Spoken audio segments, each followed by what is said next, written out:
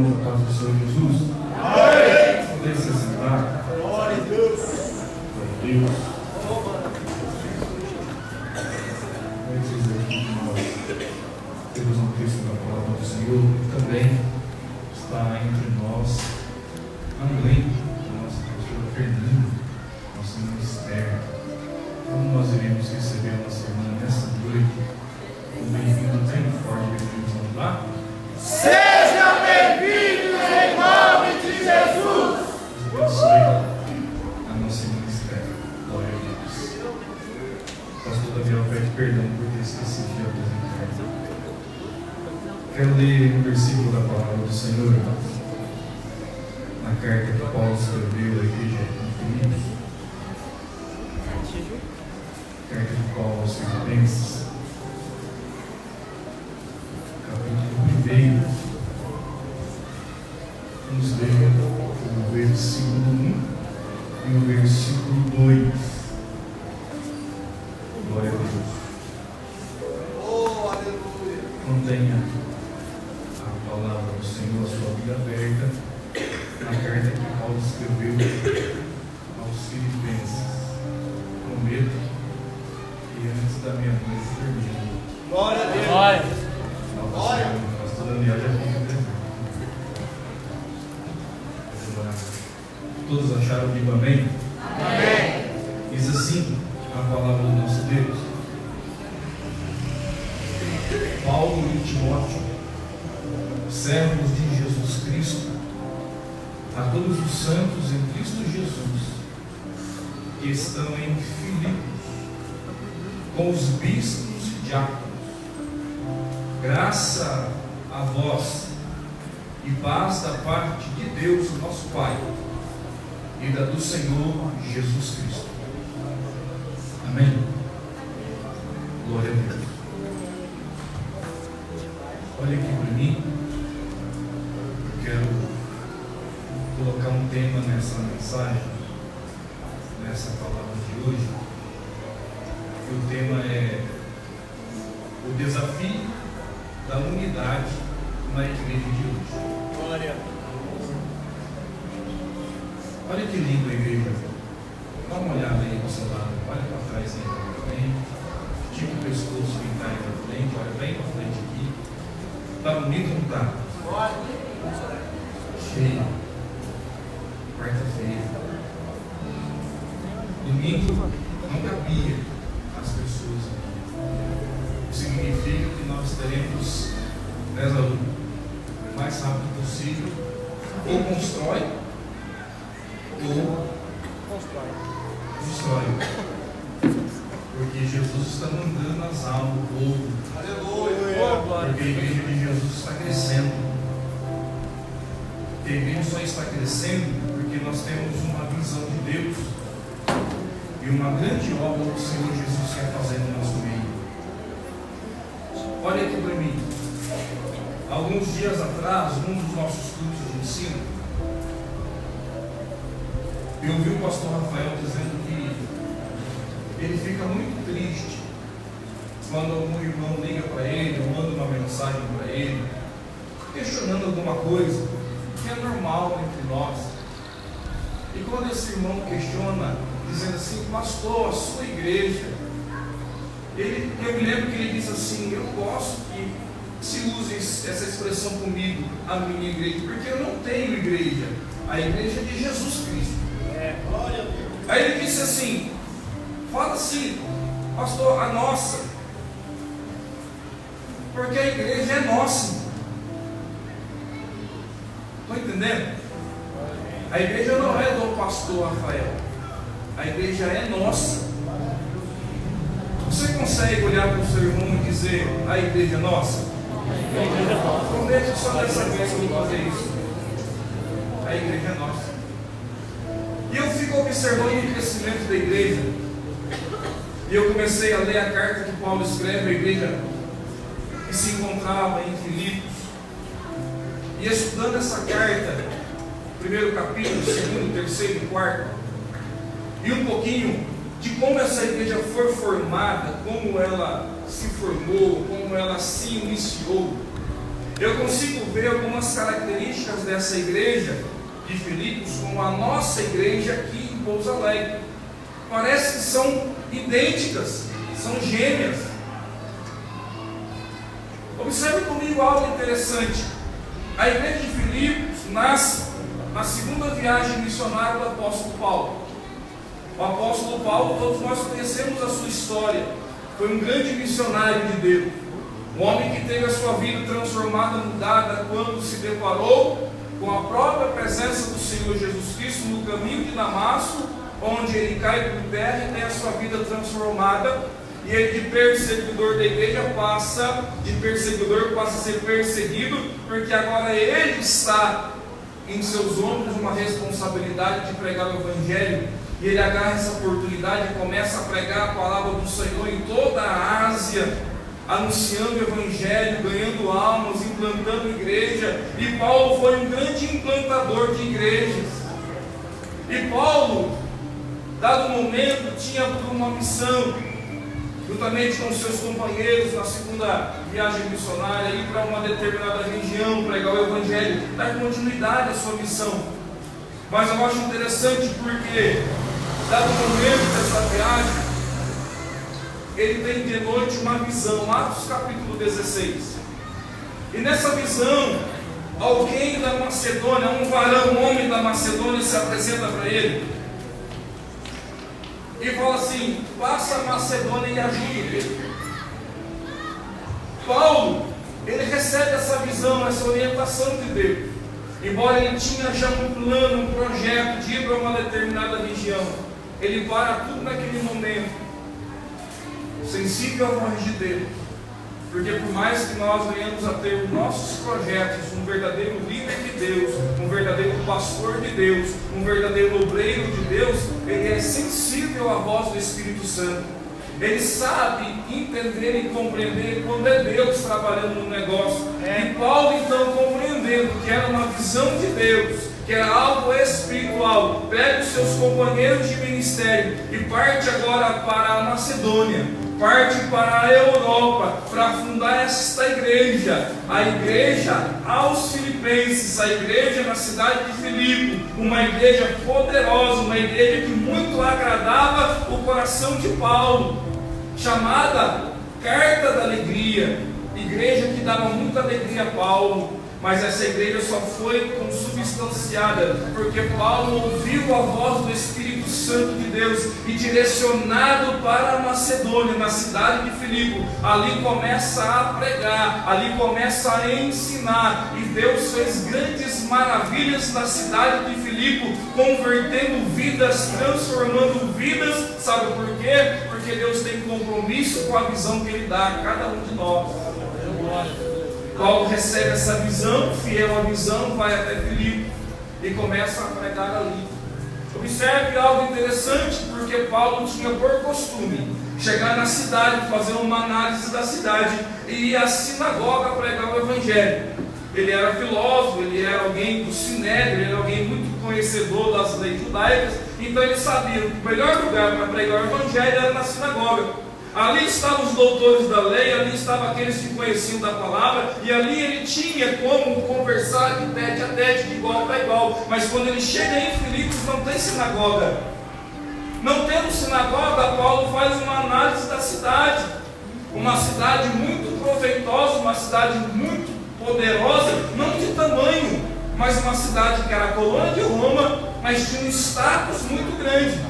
Paulo precisava e sabia que ali era o foco para se pregar o Evangelho e que a igreja poderia crescer de uma forma muito rápida ali, mas não tinha sinagoga. O que Paulo faz? Paulo faz uma pesquisa de campo e consegue entender que existia em Filipe uma mulher por nome Lídia, asiática, empresária do ramo de púrpura, que de contínuo ia à beira do rio, ela e mais algumas mulheres, para orar a Deus, porque Lídia era piedosa. Lídia era alguém que conhecia Deus. Ela era asiática, mas se converteu do paganismo ao judaísmo, conhecedor um pouco da palavra. Quando Paulo começa ali a pregar, começa ali a ministrar, ela se encanta com a pregação de Paulo, chega até Paulo. Eu penso que ela aceita o Evangelho pregado por Paulo, E ali começa uma grande obra na cidade de Filipos.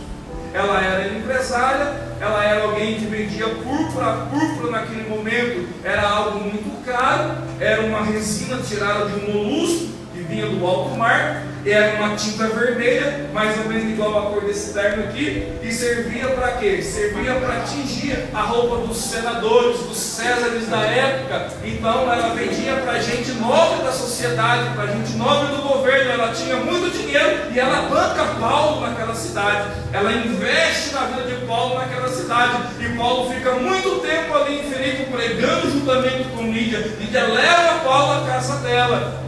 Muitas mulheres se convertem ao Evangelho. Só que Paulo continua ali e a obra de Deus precisava crescer. A segunda pessoa que se converte ali em Filipos era uma escrava. Essa escrava, ela estava possuída por um espírito de adivinhação. Ela era uma escrava grega, possuída por um espírito.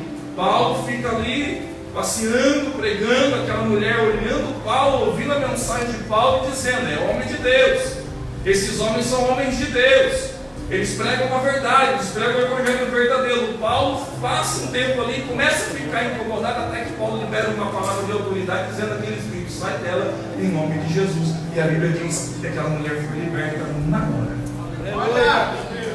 Por causa disso houve perseguição. Por causa disso houve muita perseguição com Paulo, com Silas e com outros que estavam com ele. Tanto é que aqueles que ganhavam dinheiro com a adivinhação daquela mulher começam a caluniar Paulo, começam a dizer coisas horríveis contra Paulo, a ponto de todos os magistrados da cidade, aqueles que conheciam, aqueles que tinham poder, levarem Paulo para o cárcere, levarem Paulo para a escravidão, para o cárcere interior, e ali ele fica preso por um tempo. Mas Paulo era alguém ouvido, sensível à voz de Deus, e sabia que por mais que estivesse vivendo ali um momento de sofrimento, era uma obra de Deus que ali estava nascendo, e Paulo era cheio do Espírito Santo. Ele começa a orar, ele começa a cantar. Paulo e Silas, como nós conhecemos a história, ora, um louva, o outro prega, outro ora, o outro canta, até que Deus se manifesta com um grande terremoto. Ali liberta Paulo. A terceira pessoa se converte. Quem? O carcereiro.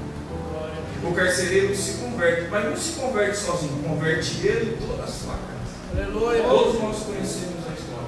O que eu quero passar para os irmãos, porque eu não tenho tempo, o que eu quero passar para os irmãos? Que na igreja de Filipe, 3 tipos de pessoas a princípio se convertem: Lídia, asiática e rica, a escrava grega, pobre, endemoniada, e um carcereiro, funcionário do governo. 3 tipos de pessoas diferentes, 3 classes sociais diferentes. Era essa a tônica de Filipe. Era uma cidade cosmopolita, era uma cidade, embora pequena, tinha muitas pessoas de outras regiões.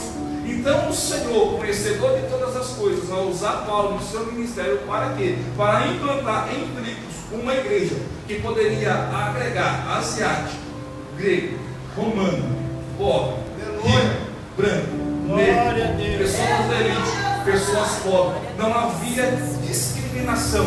Uma igreja nasce ali, uma igreja com vários povos juntos, mostrando que o Evangelho de Jesus, como pregado, com sinceridade, com graça, com unção, alcança todas as camadas sociais.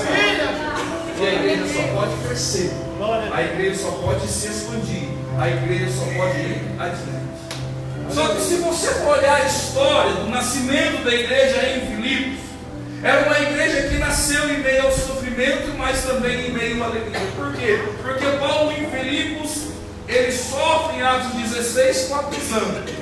Mas quando ele vai escrever essa carta, depois da igreja já estabelecida, porque se vocês prestarem atenção no texto que nós lemos no capítulo 1, no versículo 1, a igreja já estava estabelecida. E antes de tratar de problemas dessa igreja, Paulo está dizendo que estava escrevendo para os irmãos santos e para os bispos e diáconos que estavam naquela igreja, para os obreiros daquela casa que precisavam compreender algumas coisas. Mas essa igreja era uma igreja que dava alegria para Paulo, produzia muita alegria em Paulo. Se você for olhar o capítulo 1, versículo 3, Paulo vai dizer assim: dou graças ao meu Deus todas as vezes que que me lembro de vós, era uma igreja que dava alegria a Paulo. Aleluia. Aleluia. Era uma igreja que produzia muitos resultados. Era uma igreja que crescia constantemente. O evangelho não ficava limitado ali. O evangelho se expandia. O povo pregava o evangelho. A igreja só crescia. Capítulo 1, versículo 12, Paulo diz assim: irmãos, quero que vocês saibam que as coisas que me aconteceram contribuíram para o maior proveito do evangelho. Por mais que o começo da igreja venha ter sido difícil, de muita luta, de muita perseguição, eu fui até preso, eu fui até jogado ao cárcere interior. Eu tomei uma quarentena de chicotada, menos umas 39 chicotadas, o meu sangue caiu no chão. Mas mesmo assim, diante de todo o sofrimento, diante de toda a perseguição, Paulo diz assim: contribuiu para o proveito. Essa expressão proveito fala de ampliação, de crescimento. Contribuiu para o proveito, para a ampliação do evangelho, de maneira que as minhas prisões. Só que Paulo nunca olhou para as suas prisões como algo que limitava ele em falar do evangelho.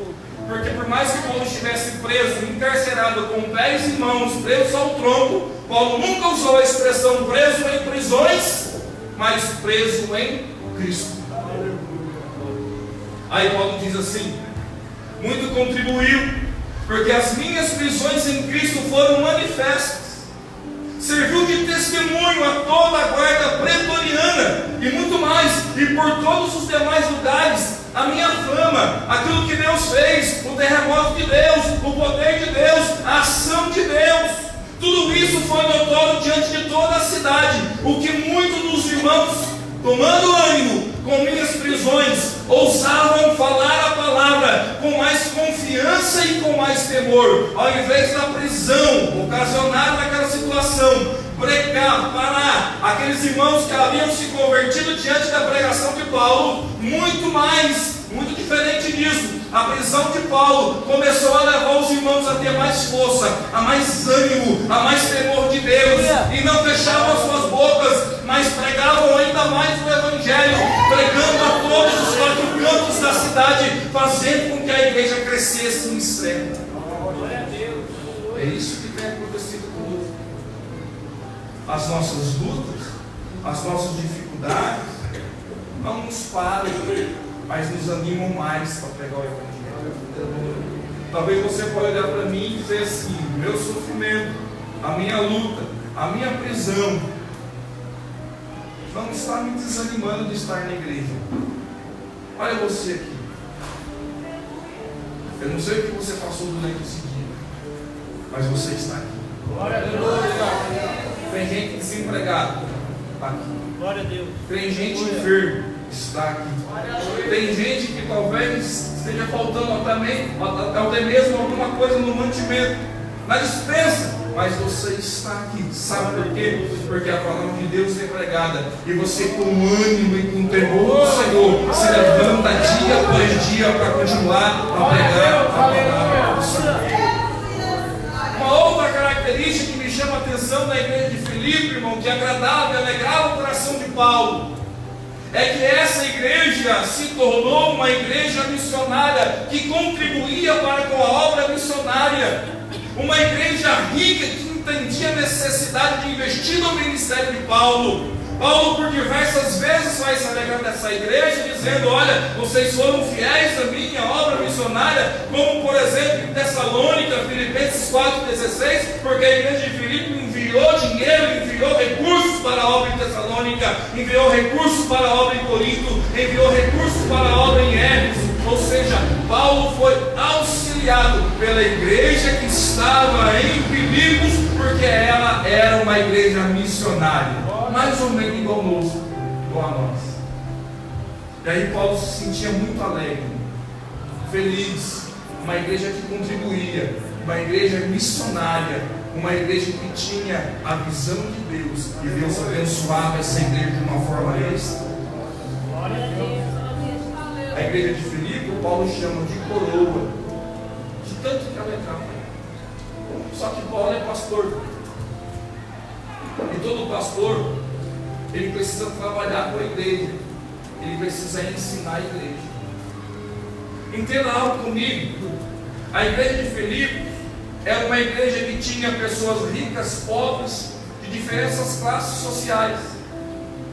Então Paulo, entendendo isso, vai escrever essa carta também para combater alguns obstáculos encontrados dentro dessa carta, porque ele vai falar de 4 problemas.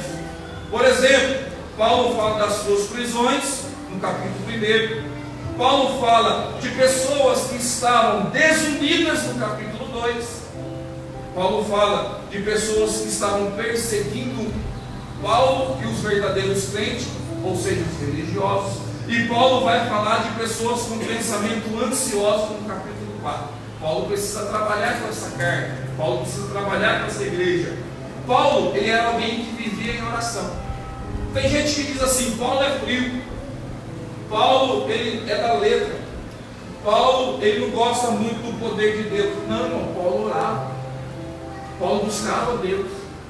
Paulo era de oração, tanto é que ele recebe a visão de Deus e logo tem o discernimento. Se ele fosse carnal, da letra, mundano, ele não entenderia a visão de Deus. Mas Paulo ora.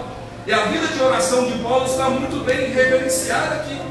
Capítulo 1, versículo 4, Paulo fala de oração contínua, porque ele vai dizer que sempre orava pelos filipenses. Paulo fala de uma oração alegre, quando ele lembrava da igreja de Filipe, a oração dele para com essa igreja é uma oração alegre. Paulo fala de oração abrangente, ou seja, eu penso que Paulo sabia o nome de membro por membro da igreja de Filipe.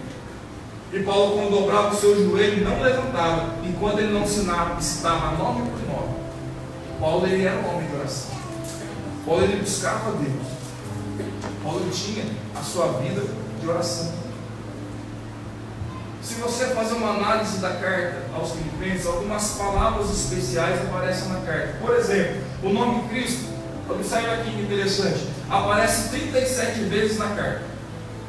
37 vezes você lendo a carta de Paulo aos Filipenses, vai aparecer o nome Cristo. Cristo nossa vida, Cristo nossa mente, Cristo nosso alvo, Cristo nossa força. Em cada capítulo, 37 vezes aparece o nome Cristo.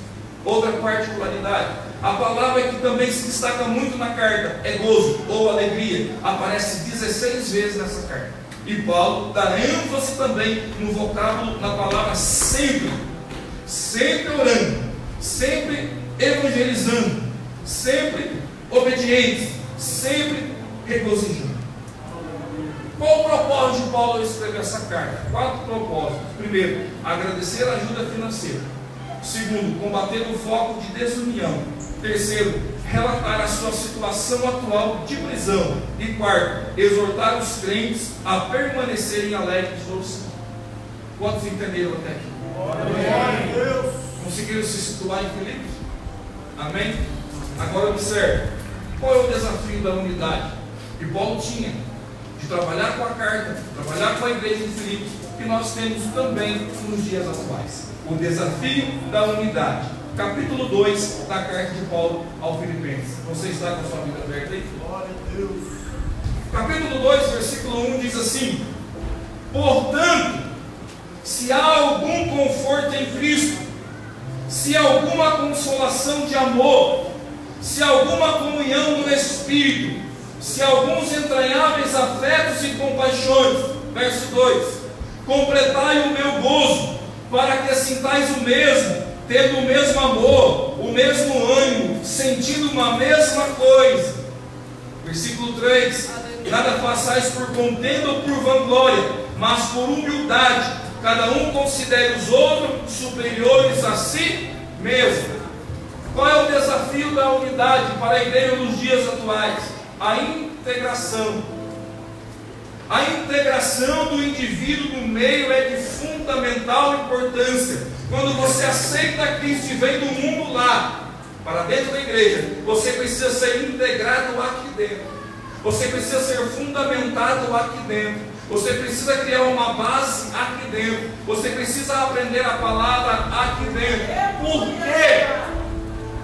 Para que você possa ser aceito, para que você possa desenvolver atitudes e comportamentos com o reino, para que você desenvolva um caráter de Deus, um caráter cristão, para que eu e você possamos, ao olhar um para o outro, nos identificarmos como filhos de Deus, como crentes, como participantes do reino. Glória a Deus. A integração é de fundamental importância. Não é simplesmente abrir a porta da igreja, não é simplesmente fazer um culto bonito, com um grupo de louvor bonito, uma igreja muito bem ornamentada, com um púlpito bonito, com um som de primeira. Não é isso, mas é fazer com que você, quando se assente aí, entenda que faz parte agora desse corpo, que faz parte agora dessa igreja, que você se sinta bem sentado aí, que você olhe para o seu lado direito, para o seu lado esquerdo, e não se sinta incomodado, mas confortável, pensando assim: estou em casa, estou na igreja de Deus, estou ouvindo a palavra de Deus, e agora eu vou aprender a palavra, vou desenvolver atitudes e comportamentos, e eu vou agora, através de uma vida cristã, mostrar com atitudes o sinal de que me converti e de que faço parte da igreja de Deus. Esse é o grande desafio. Por quê? Porque nós precisamos ter o mesmo sentimento que houve em Cristo Jesus. Paulo, no capítulo 2, ele vai combater um pequeno foco de desunião. Entenda, era uma igreja bênção, era uma igreja abençoada, uma igreja que crescia, uma igreja que alegrava o coração de Paulo. Mas Paulo, ele é pastor, e todo pastor precisa ensinar. Todo pastor precisa parar um pouquinho e começar: vem aqui, meu irmão, tete a tete, como é que está a tua vida? Conta para mim. Como é que está a vida lá fora? Como é que está a família? Como é que está a esposa? E a palavra? Está guardando? Está vivendo? Está praticando? Está orando? Está jejuando? Como é que está você na sua casa? No trabalho, na escola, na faculdade? Qual é o desafio nosso? É isso. É fazer com que todos nós venhamos a ter o mesmo sentimento. Porque a expressão que Paulo vai usar aqui, usando o exemplo de Jesus no versículo 5, de sorte que haja em vós o mesmo sentimento. Que mesmo sentimento é esse? A palavra puxo significa uma mesma alma, uma mesma força vital que anima o corpo, que é reconhecida pela respiração, é fôlego da vida, é um mesmo coração, é fazer com que eu sinta a mesma coisa que o Gabriel sente quando está dentro da casa de Deus. Esse é o desafio, porque nós estamos aqui entre pessoas diferentes, entre pessoas que receberam uma educação diferente. Nós estamos aqui entre pessoas que têm uma visão de mundo diferente. Quando chega dentro da igreja, que visão ela vai ter em relação ao reino de Deus, se nós como igreja não ensinar essa pessoa a entender e a ter esse mesmo sentimento? Quando nós chegamos a esse estado de ter o mesmo sentimento, nós assumimos então a característica de um corpo muito bem organizado, muito bem sincronizado. Qual que é o objetivo de Paulo ao escrever essa carta? O objetivo é juntar muitas pessoas em torno de um grande projeto. Qual é esse projeto? Unir pessoas de diversos temperamentos com um corpo muito bem ajustado, que tem uma visão, que tem um projeto, que tem um foco, e o foco é fazer o nome de Jesus glorificado. Glória! Aí Paulo vai lembrar, na sua primeira carta, quando escreve a igreja de Corinto, que também tinha um foco de desunião, porque a igreja estava partida. Ele vai dizer assim: olha, por que vocês estão com partidarismo dentro da igreja, dizendo eu sou de Paulo, eu sou de Apolo, eu sou de Pedro, eu sou de Jesus? Olha, eu não sou ninguém. Só que é o seguinte, eu vim aqui para a igreja, o Apolo veio após mim e regou. Só que entenda que quem dá o crescimento é Deus. Aleluia. Então, no nosso meio não pode ter maior e melhor, não pode ter mais bonitinho e menos bonitinho. No nosso meio somos todos iguais. Você pode dizer todos iguais? Todos iguais. Aleluia. Aleluia. Glória a Deus. Já viu o corpo humano? O corpo humano ele possui 35 trilhões de células. Quando você nasce, bebezinho, pequenininho, você já nasce com mais ou menos 26 bilhões de células. Nós sabemos que cada célula possui o seu centro diretor, com as suas individualidades. Só que cada célula dentro do nosso corpo, embora com um cérebro personificado, personalizado, vamos dizer assim, com um núcleo, como sistema diretor, todos trabalham em harmonia para o bem maior do maior organismo chamado corpo. Então as células não brigam entre si, mas trabalham em harmonia para que o corpo funcione. É assim que nós precisamos entender a igreja, porque dentro da igreja tem pessoas diferentes. Tem pessoas comunicadoras que gostam de falar bastante. Tem pessoas planejadoras que gostam de planejar e ficar quietinho. Tem pessoas analíticas que só ficam olhando, dizendo assim: olha lá o relógio, já passou das 9 horas. Oh Jesus, oh glória. Tem pessoas de um monte de tipo, um monte de gente diferente, uma diferente da outra, mas todos no mesmo culto, sentados na mesma igreja, ouvindo a mesma palavra, que precisa ter o mesmo sentimento para viver essa unidade, para que a igreja possa crescer. Então, qual que é o maior desafio da igreja hoje? O maior desafio é fazer com que os diferentes chamados, porque eu sou chamado, tem mais alguém chamado aqui? Você é chamado aí? Você é chamado aí? Então todos nós, diferentes, mas chamados por Deus para uma grande obra, nós possamos agora viver como um só corpo, unidos sentindo a mesma coisa, unidos sentindo a mesma coisa. Olha aí, Paulo, especial, conhecedor, vai ensinar isso da igreja. Como? Capítulo 2. Paulo, espiritual, pregador, missionário, evangelista, pastor, mas teólogo também. Glória a Deus.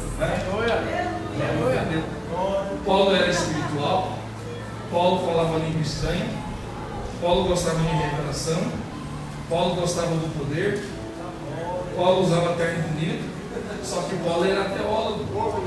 E aí, Paulo vai trazer no capítulo 2 algo muito especial para aquela igreja pudesse entender. Entenda, irmão, aquela igreja era feita, era formada de pessoas de diferentes situações, de diferentes classes sociais, mais ou menos igual nós aqui. Eu lembro do pastor falando muitas vezes. Nós temos aqui pessoas de diversas denominações que se juntaram aqui com um propósito. Estamos com pessoas de pensamentos diferentes, são pessoas de classes diferentes muitas vezes, mas com um grande desafio, viver este desafio da unidade com um corpo que funciona muito bem ajustado. E no capítulo 2 da carta que Paulo escreve aos Filipenses, Paulo vai falar de 4 colunas que promovem a unidade. Paulo usa exemplos dentro desse capítulo, 4 pilastras, 4 colunas que dariam sustentabilidade na questão de unidade. Ele vai usar o primeiro exemplo, o maior de todos os exemplos, a primeira coluna, Cristo, porque ele diz assim: portanto, se há algum conforto em Cristo, palavra grega paraclesis, sugere que há uma obrigação colocada sobre os irmãos de Filipos, oriunda de sua vida comum em Cristo. Para quê? Para que eles trabalhassem juntos em harmonia. Havia algo que determinava, que praticamente os obrigava a viver em união. Pergunte para mim por quê?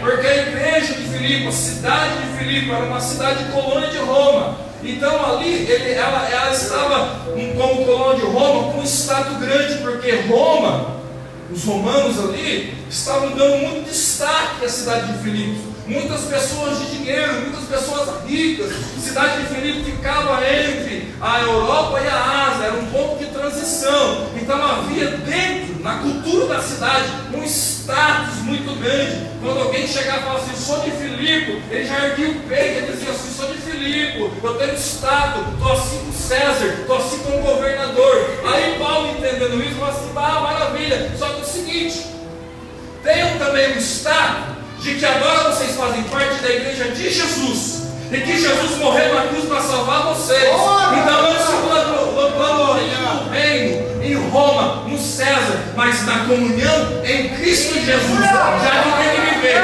com o peito esticado, nariz inclinado, viva assim. Mas entenda que o compromisso é viver a unidade em Cristo Jesus. Aí ele usa o exemplo do próprio Jesus, quando ele usa o capítulo 2, versículo 5 até o versículo 11.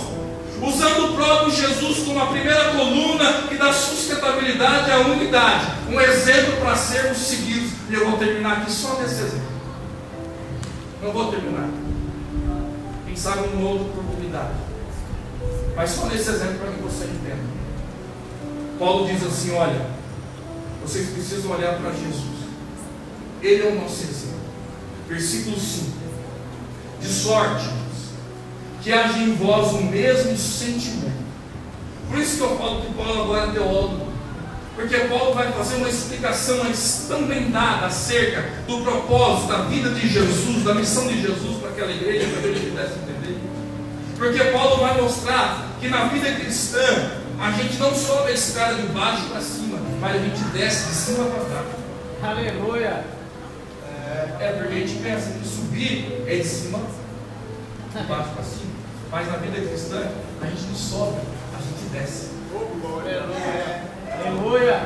Ali o pastor Evaldo, uma vez ele disse assim para mim: olha, no ministério a gente não sobe, a gente desce. Para você, Deus. Como assim não sobe? Membro, cooperador, diácono, presbítero, evangelista, pastor. Parece que sobe, mas desce. Aleluia. O destino é você mesmo. Aí, tem muita responsabilidade, mas aí você quer começar a ingressar na vida ministerial. Então você não sobe, você tem que diminuir. Aí você vai para cooperador. Qual que é a função do cooperador? Cooperar. Qual que é a função do cooperador? Arrumar cadeira, lavar banheiro, varrer igreja, passar pano. Legal, não é?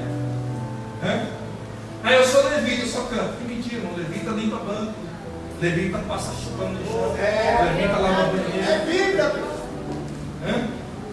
Aí depois de cooperador, cresce mais um pouquinho, não, diminui mais, agora é diácono. Aumenta um pouquinho mais a responsabilidade. Você não está crescendo, você está diminuindo. Você não tem que ser soberbo, você tem que ser humilde. Depois presbítero, qual é a função do presbítero? É ensinar. Apto para ensinar. Quero ser presbítero. Não sabe pregar, irmão? Não sabe ensinar? Sabe ler livro direitinho? Não. Então senta aí no banco e aprende primeiro. Amém? Aí depois é evangelista. Aí depois, então você não sobe, você desce. Jesus do texto, ele não subiu. Jesus do texto, ele desceu. Prova para mim, prova. Bíblia aberta, é culto de ensino. De sorte que haja em vós o mesmo sentimento que houve também em Cristo Jesus. Paulo, qual o sentimento que houve em Cristo Jesus? Porque se tem um sentimento de Jesus, que é o que eu tenho que ter, que é o que você tem que ter, é esse.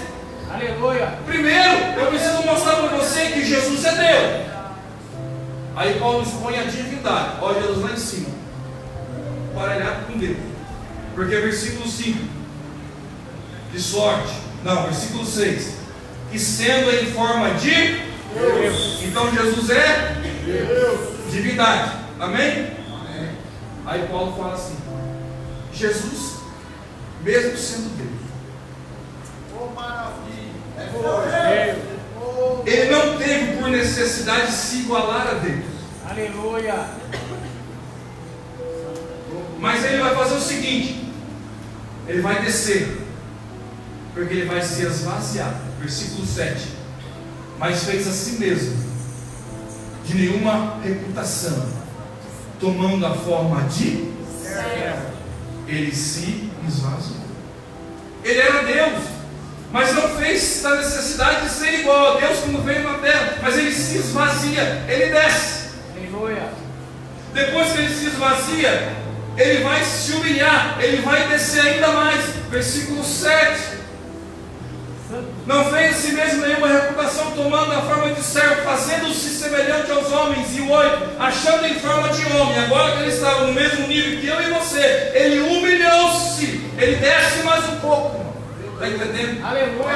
Glória a Deus. Depois que ele humilha, depois que ele desce, tal por aí, não, ele vai descer mais, porque Jesus é o exemplo, Jesus é o modelo, Jesus é o padrão da igreja.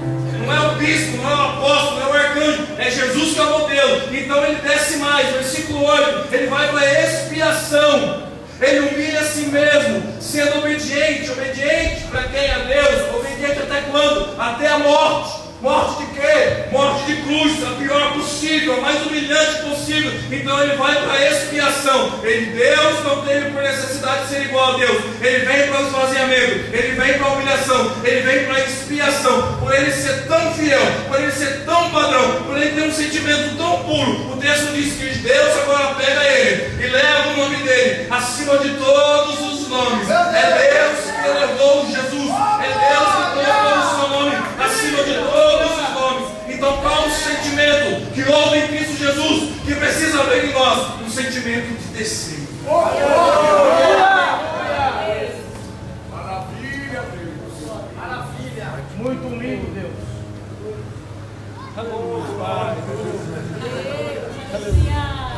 Porque Ele